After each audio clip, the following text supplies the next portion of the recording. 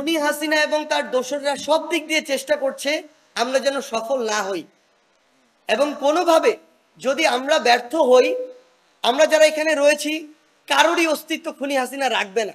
ওই 5ই অগাস্টের আগে যেমন এমন অনেক শহীদ পরিবার রয়েছে, ঠিক মতো দাফন করতে দেওয়া হয় নাই, বাড়িতে থাকতে দেওয়া হয় নাই, থানায় হয়রানি করা হয়েছে, আবার যদি খুনি হাসিনা দোসররা আসে একই কাজ করা হবে। সেই জায়গা থেকে আমাদের সকলের দায়িত্ব যে যেই স্বপ্ন নিয়ে যে স্পিরিট নিয়ে অভ্যুত্থান হয়েছে সেটাকে রক্ষা করা। আমরা আমাদের জায়গা থেকে সরকারের যেমন গঠনমূলক সমালোচনা করব, একইভাবে আমরা প্রশাসন থেকে শুরু করে সার্বিকভাবে সকলকে তাদের কাজে সহযোগিতাও করব। এবং আমরা এখানে আমাদের পুলিশ প্রশাসন রয়েছে, জেলা এবং বিভাগীয় প্রশাসন রয়েছে। আমরা একটা জিনিস অনুরোধ করতে চাই, যারা এই অভ্যুত্থানের রক্তাক্ত ঘটনাগুলোর সাথে, হত্যাযজ্ঞের সাথে জড়িত ছিল, যাদের ক্লিয়ার ডকুমেন্টস রয়েছে, ভিডিও ফুটেজ বা ছবি, সে যেই পরিচয়েরই হোক না কেন তাকে শাস্তির আওতায় আনতে হবে। আমরা যদি মনে করি যে সে ছাত্রলীগ, যুবলীগ, আওয়ামী লীগের নেতা, সে পুলিশের সদস্য ছিল, সে সরাসরি হত্যাযজ্ঞের সাথে জড়িত, আমার ছবি আছে, ভিডিও ডকুমেন্টস আছে, তারপরেও কিছু করাটা রিস্কি, তাহলে আমরা সরি, আমরা মনে করি আপনি আমাদের এই অভ্যুত্থানের স্পিরিট ধারণ করেন না, আপনি তাহলে এই দায়িত্ব ছেড়ে অন্য জায়গায় যেতে পারেন।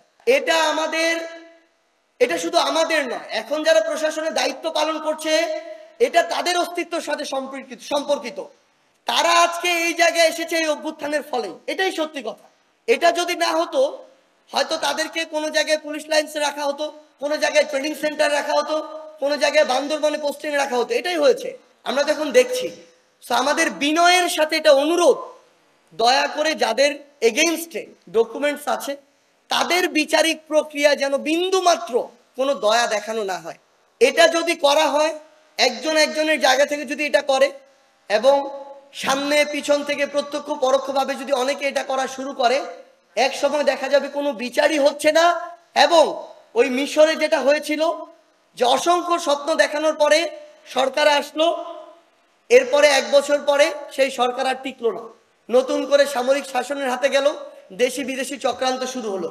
আমরা যে এরকম অনেক স্টেপের কঠোর ব্যবস্থার আশা করছি, এই আশা প্রত্যেকের জায়গা থেকে পূরণ করতে হবে।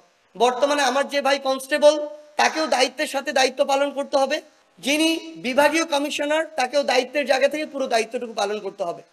এবং আমরা যারা সামনে রয়েছি, আমাদের মাধ্যমেও যেন কেউ অন্যায়ের শিকার না হয়, অবিচারের শিকার না হয়, তাহলে এই ক্ষুদ্র ক্ষুদ্র জায়গাটা ধীরে ধীরে বৃহৎ হবে।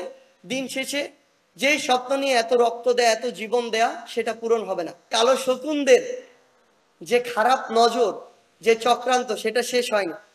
আপনারা সব দিক দিয়ে দেখতে পাচ্ছেন। আমরা এইটুকু কথা দিয়ে যাই আপনাদেরকে, আজকের এই মঞ্চ থেকে, আমরা যদি বেঁচে থাকি, আমাদের কোনো শহীদ পরিবার, কোনো আহত যোদ্ধার গায়ে আমরা একটা আঁচড় পর্যন্ত লাগতে দিব না। আমরা যদি বেঁচে থাকি, হয়তো একটু সময় লাগবে, আমাদের কোনো শহীদ পরিবার, কোনো আহত ভাই, দুর্দশাগ্রস্ত জীবন তাদেরকে অতিবাহিত করতে হবে না। আমরা আমাদের জীবনের বিনিময়ে আমাদের সবটুকু দিয়ে সবসময় আপনাদের পাশে থাকবো।